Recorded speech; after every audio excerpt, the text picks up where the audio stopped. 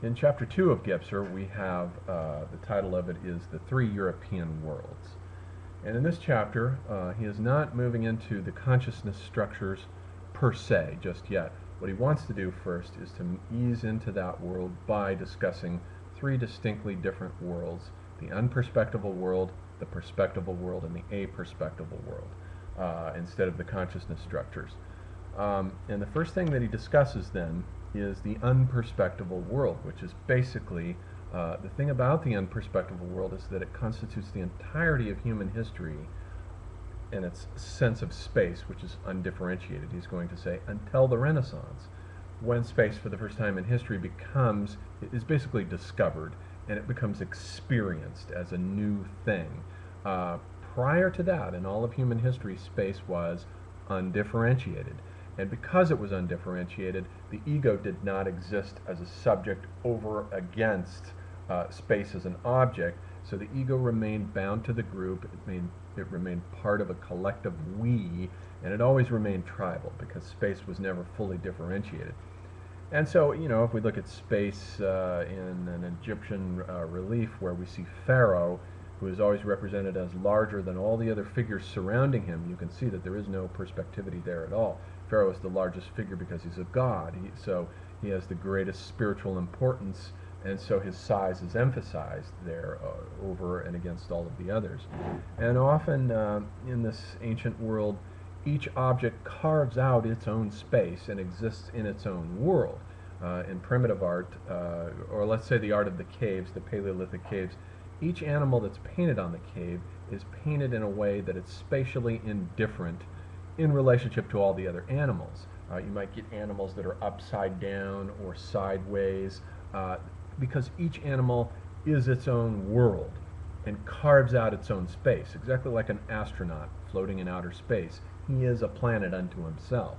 He is his own world. He's not in space. He is his own world of space.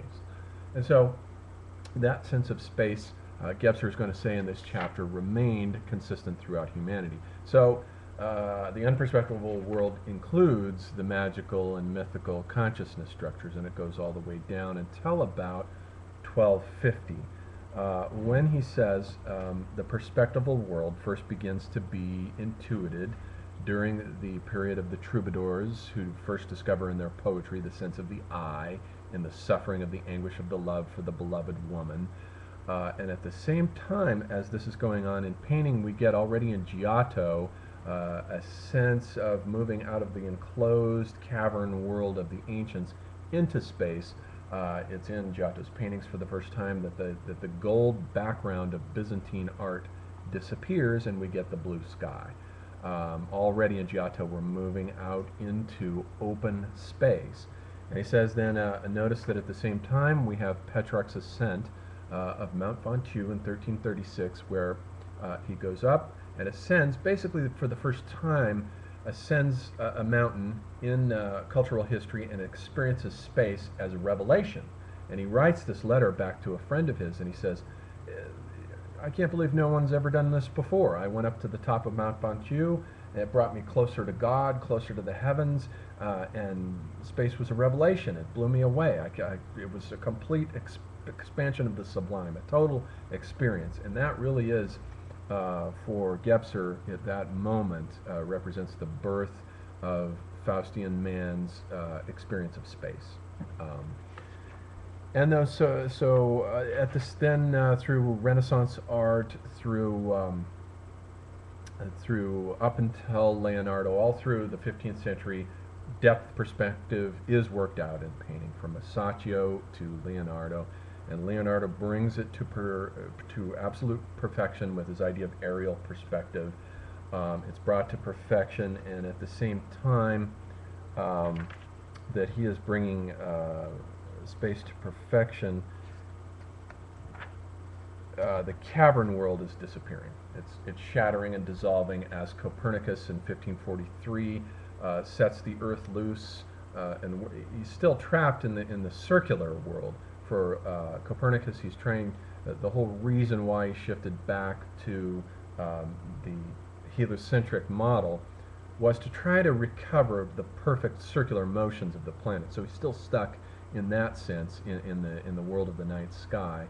But he unleashes the Earth, sets it in motion around the sun, and leaves it up to Kepler to discover the planetary motions as ellipses, as squashed circles, which are no longer cavern-like. And at the same time, Columbus is going out beyond the bounds of Okeanos, the enclosed serpent ocean that bound the world in the ancients. He breaks it, goes out beyond it, and experiences the Earth's space. At the same time, Vesalius is discovering, opening up bodies and discovering the body's space. At the same time, William Harvey is discovering the circulation of the blood, and all of these discoveries are happening. Michelangelo designed St. Peter's in the shape of an ellipse. So we're moving out of the cavern world. The cavern, the enclosed cavern, is disintegrating. And Gebser says some of the evidence for this can be seen in the fact that perspective was elevated to the level of an eighth art by these Renaissance artists. And he sees the significance in the fact that the shift from 7 to 8, there are 7 planetary spheres in the traditional world, and those were the planets that were essentially constitutive of the cavern of the nighttime sky. But the elevation of perspective to an eighth art now begins to move out of that into the opening up of space. And he says you can see this in the language change in words.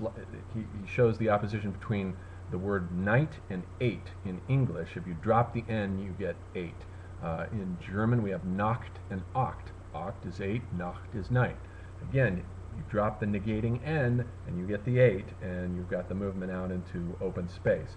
This is the same thing in French as oui, huit and nuit, and all the Western languages have this opposition between night and 8, in which the negating N is dropped as symbolic of the disintegration of the cavern and the opening up and discovery of space, basically. So what he's talking about here is basically the same thing that Spengler means when he talks about the idea that the Faustian obsession, the symbol of Faustian civilization, is that of infinite space. It's the same basic idea. And when Gebser then moves on to say that the thing about the perspectival world's discovery of space is that it's primarily visual, he says that the unperspectival world is primarily auditory. And indeed, he parallels McLuhan in this, in that we hear in a sort of 360-degree cavern around us. The ear kind of creates an acoustic spatial cavern, as McLuhan talked about. And Gebser is surprisingly consistent here, as William Merwin Thompson points out in his book Coming Into Being. He's surprisingly consistent. Gebser and McLuhan are consistent here on this idea. Basically, McLuhan's Gutenbergian galaxy is equivalent here to the perspectival world, in which McLuhan talks about the Gutenbergian galaxy as a stepping up of the sense of vision and a stepping down of the other senses at their expense in the creation of a depth perspectival space, a rational, visually connected space in which objects are contained in space. They don't each make their own space, as in the old unperspectival world. Everything is contained in space now. So the obsession in the perspectival world is with space. And this carries on into, and the whole idea of it is that with this discovery of space comes the discovery of the I, the ego, a very strong sense of the ego out alone in space in opposition to the world, confronting it now. And this carries on into the what Gebser calls the deficient mode of the perspectival world is the hypertrophy of the I, the hypertrophy of the ego. It gets taken too far to the point where the individual becomes an isolated unit, separated and cut off from everything else in the world. And that can also it prepares the ground for collectivism, the various collectivisms that have emerged to plague the 20th century with their mass phenomena as another deficient modality.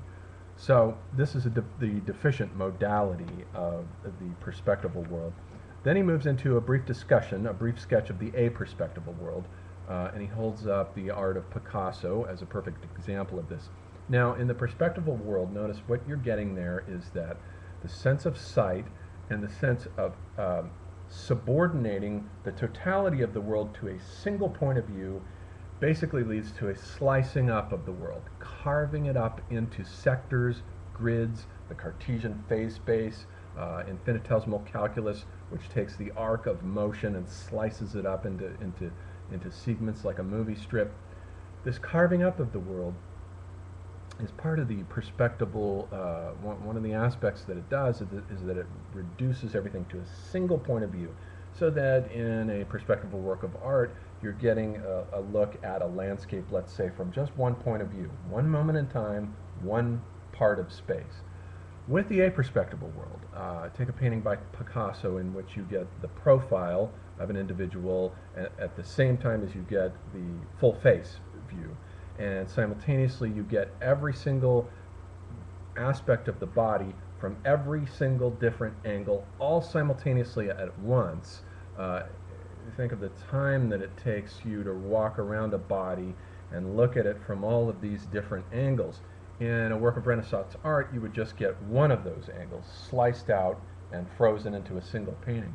But in modernist art, what you're getting is all the different angles put together simultaneously, such that now the obsession is no longer with space but with time, with what Gebser calls the concretion of time.